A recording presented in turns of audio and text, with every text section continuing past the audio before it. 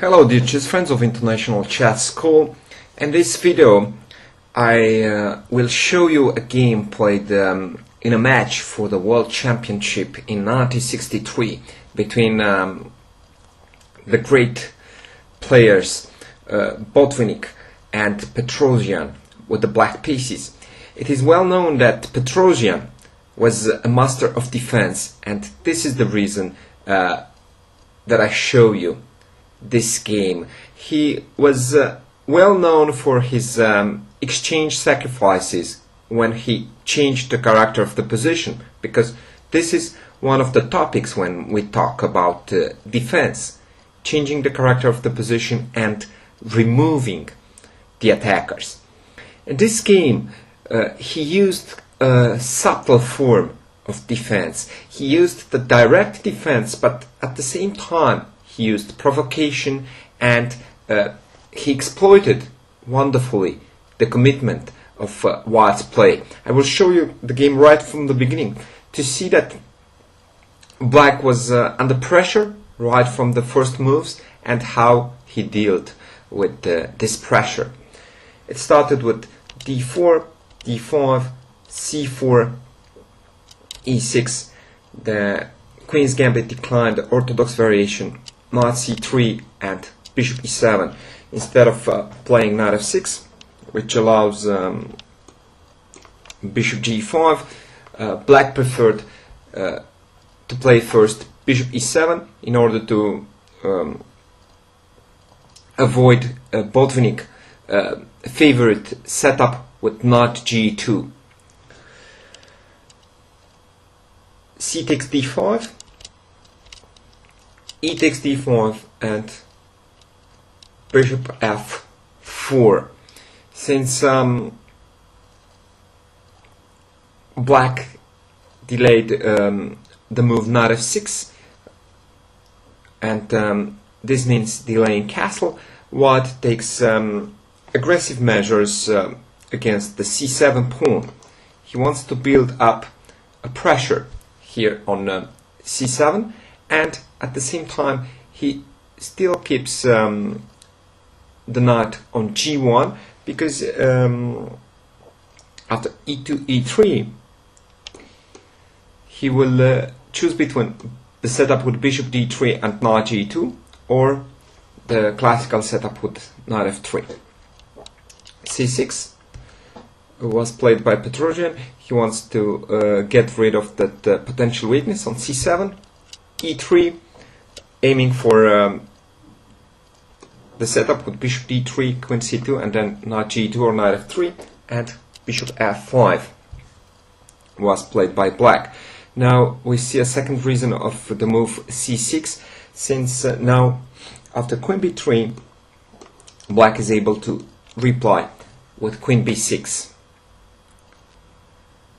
White used the fact that the queen from d1 wasn't interfered by the knight, so he played g4.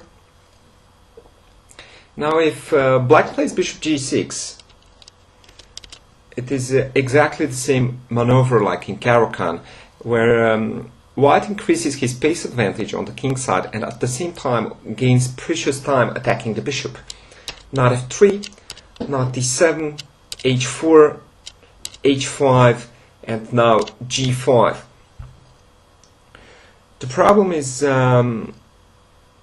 that the bishop from e7 is restricted by this pawn chain, and the knight from g8 is restricted. Both available squares are taken now, and it is difficult for Black to find a safe home for his king in this case, because the long castle is out of question when White has such a dominant bishop on h2 b8 diagonal. The long castle is out of question, and the short castle is also a bad decision, since White already has a space and a forces superiority there. For this reason, after g4, Petrosian played bishop e6. He keeps his pieces flexible, and when you have two active bishops, it is good to keep them on adjacent diagonals. Please remember that. You need a serious reason to break this harmonious coordination of the bishops. So when you can, you should do this display, the setup of the bishops. h3, knight f6. Black seems to have a lead in development, but in closed games this isn't of higher importance. Knight f3, and black played knight bd7. He refused to commit too early with the short castle.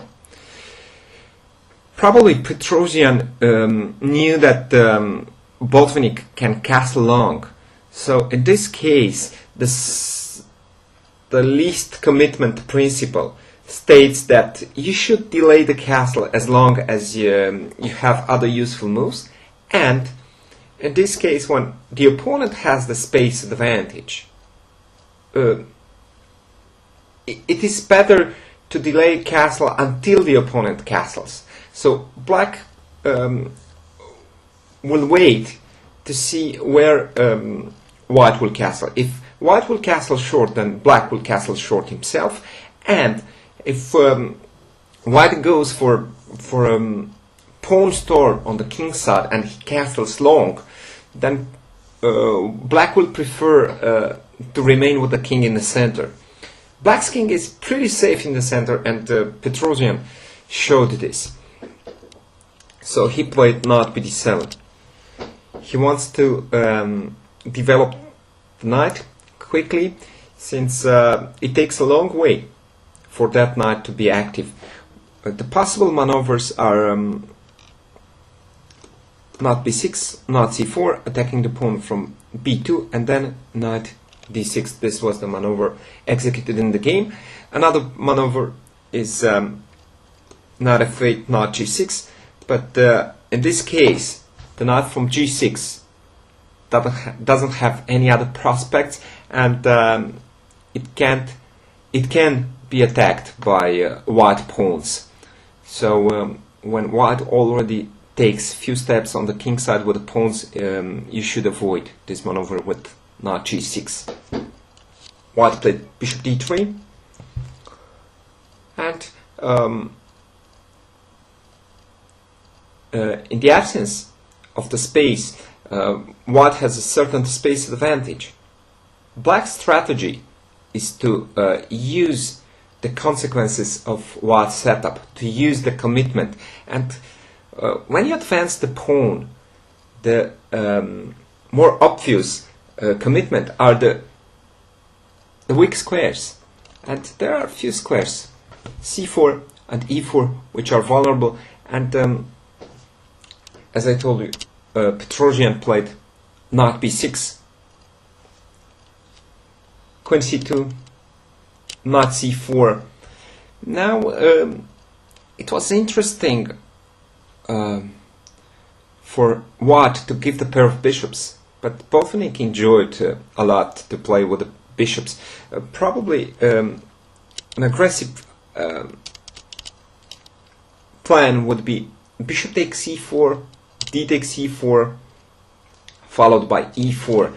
White creates a powerful phalanx in the center, and at the next move he prepares the long castle.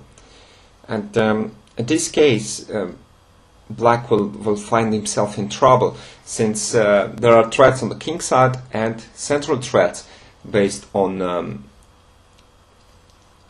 d4, d5. Another way to continue the attack for white could be knight g5, threatening to gain the pair of bishops, and after bishop d7, e4, using the fact that the d5 pawn is overloaded.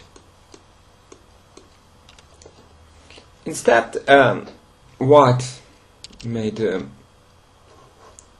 different move. King f1.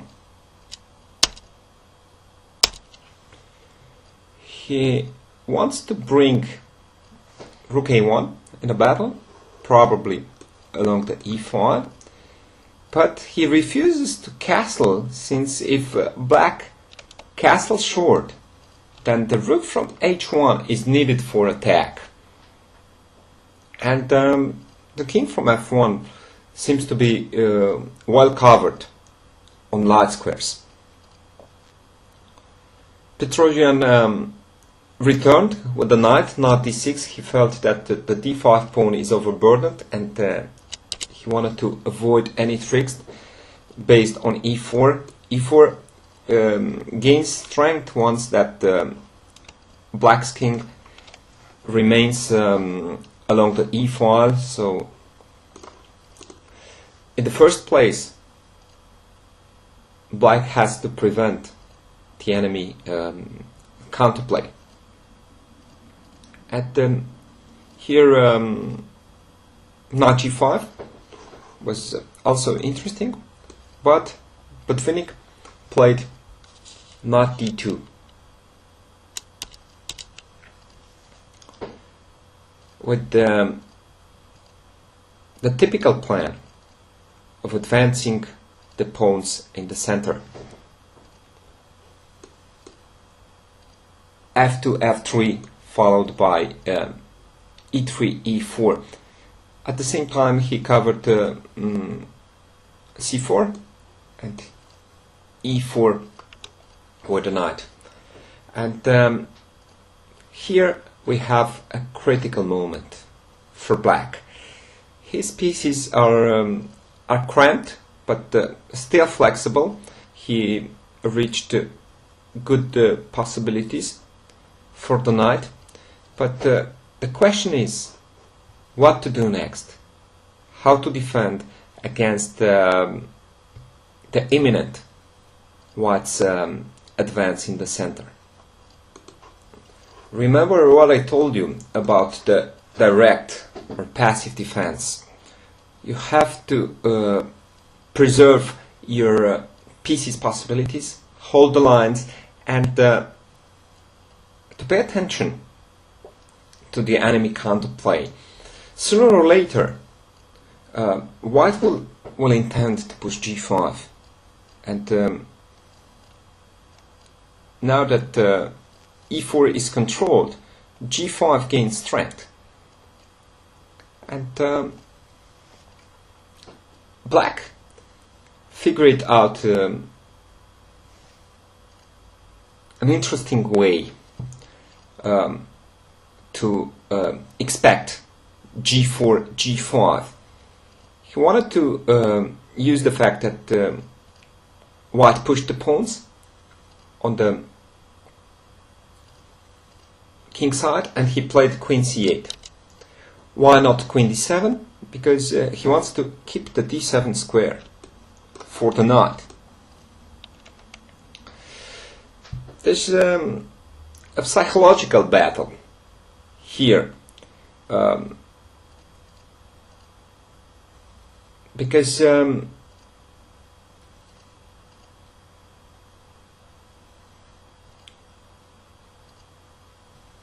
knight d7 directly will not provoke white to play king g2. King g2 is it is a predictable move to defend the pawn from h3, and at the same time to connect the rooks. But this will expose white's king on the light squares.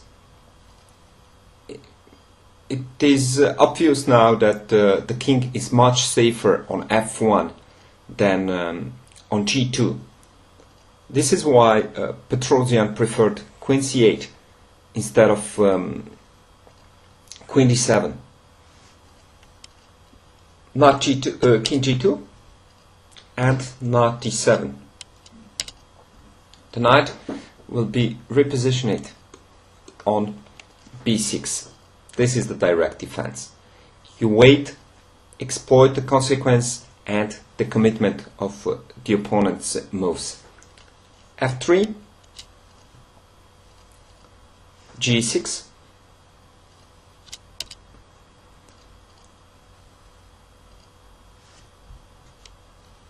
rook ac1, e4 is risky here.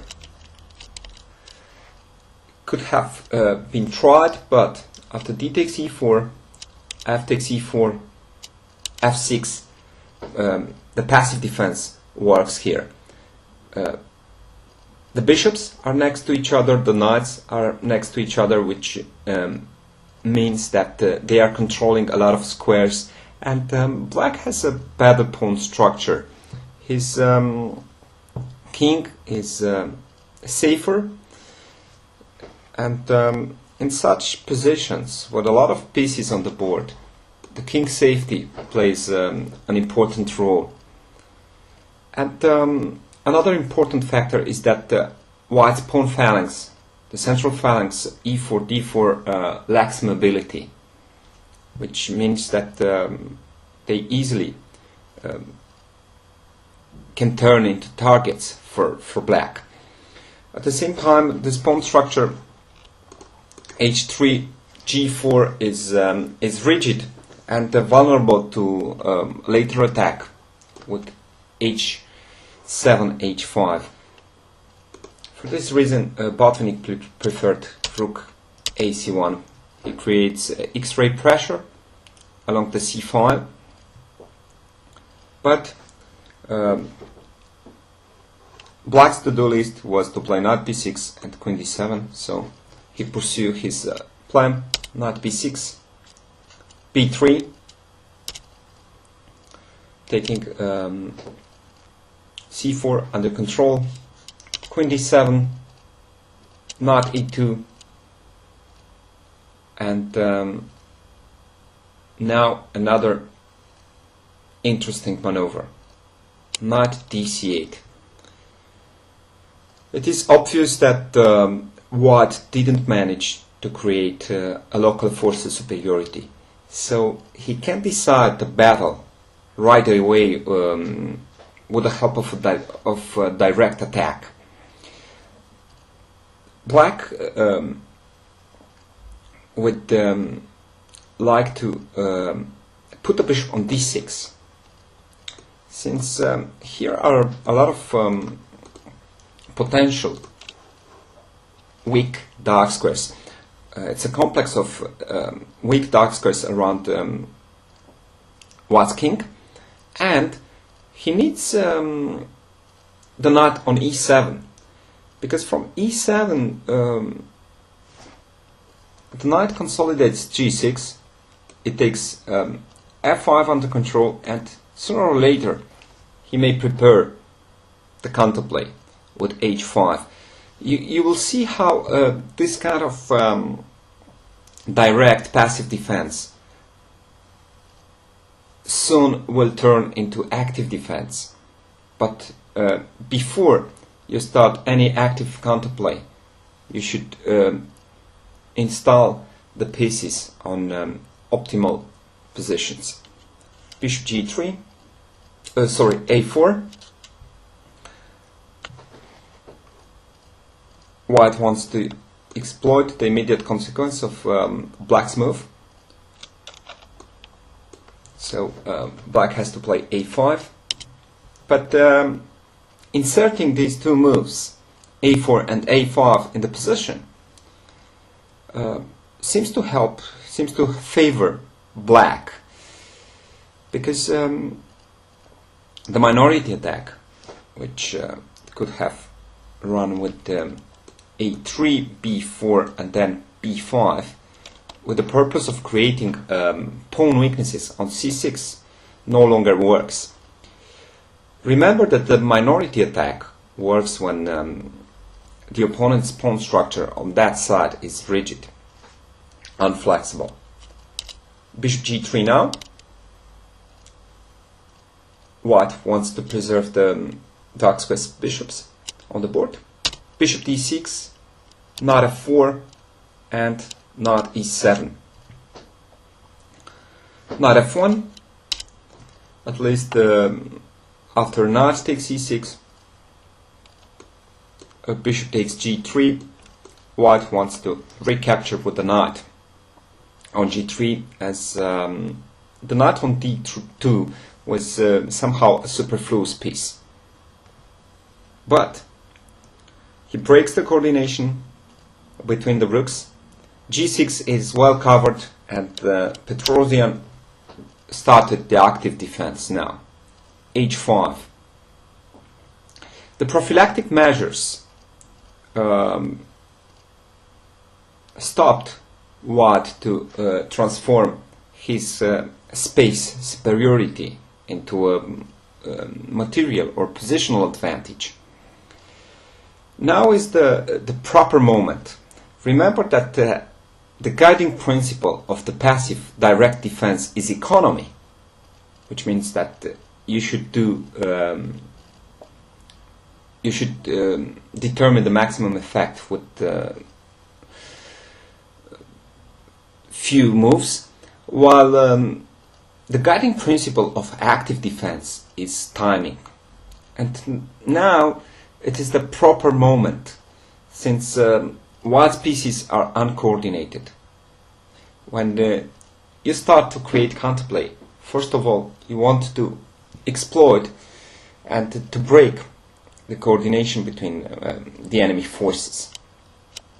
Bishop e2, h4, bishop h2, and g5.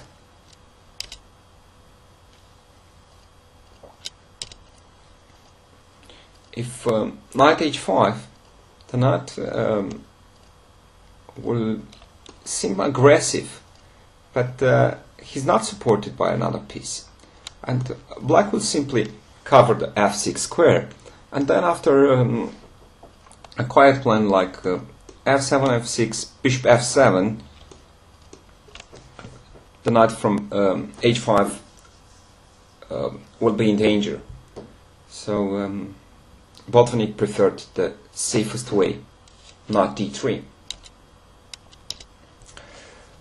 What do you think now? Black should exchange on h2 the bishop or not? The answer is no. He should not exchange the bishop from h2 right now, since the bishop has nowhere to go, because by taking on h2, black will improve knight f1 position. Afterwards, white will push f4, and the knight will came to f3, improving knight's position. In such balanced positions, it is preferable to avoid such helpful maneuvers for the opponent. So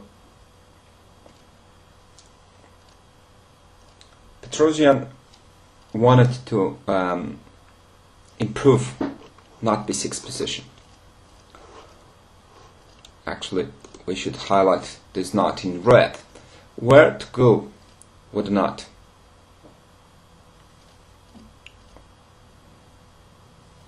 Maybe on d7. For this reason, black played queen c7. If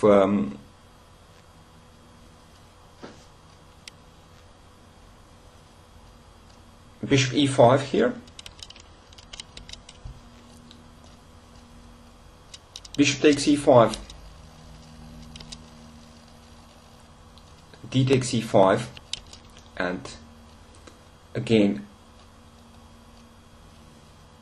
the active defense. I have to do something against the f4.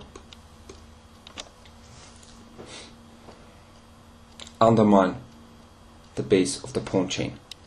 d4, because after e takes d4, black realizes a certain blockade on on light squares, but at the same time the knights from light squares, for example a knight from g6 and a knight from d5, will exert an annoying pressure against white's position.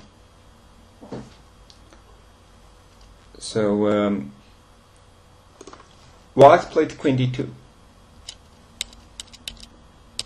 He indirectly attacks the a5 pawn, and he prepares bishop takes d6, when after queen takes d6, rook c5 will give him the advantage.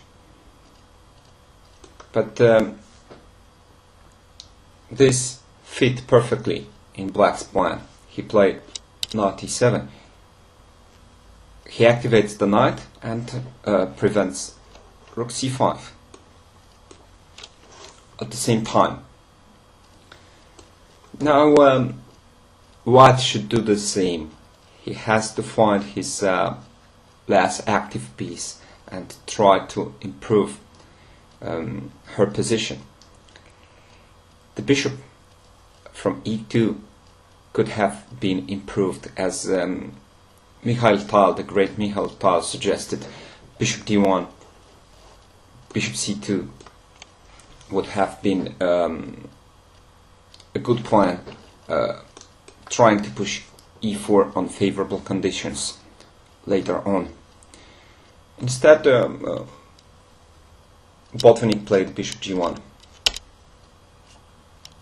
knight g6, bishop h2 back, knight e7, bishop d1. Botvinnik thought that Petrosian will repeat the position for 3 times and the draw will be agreed, because in the match, it was the 11th game, the situation was in Petrosian's favor. But in this case, you should see which side has the possibility of a pawn thrust. And in this case, we don't have big imbalances in the position, but black has the option of using his majority on the queen side with b6, c5, while any advance of white pawns f3, f4 or e3, e4 will seriously put white's king in danger. So black didn't repeat the position. b6, king g1, f6, f5 would have been interesting, but black's idea is to use his pawn majority on the queen side. e4, bishop takes, queen takes h2.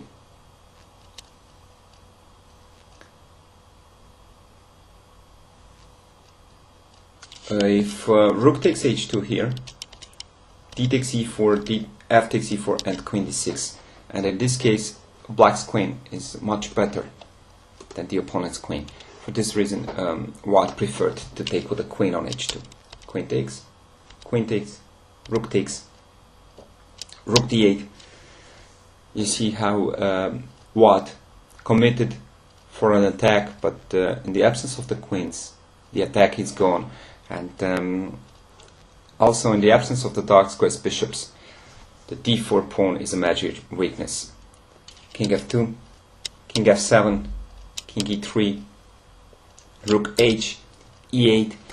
Usually in such endgames the king is pretty safe in the middle, but from my own experience I can tell you that when 2 rooks and 3 minor pieces are present on the board, the amount of material is enough for a mate attack. So probably it wasn't a good idea to centralize the king so quickly for white.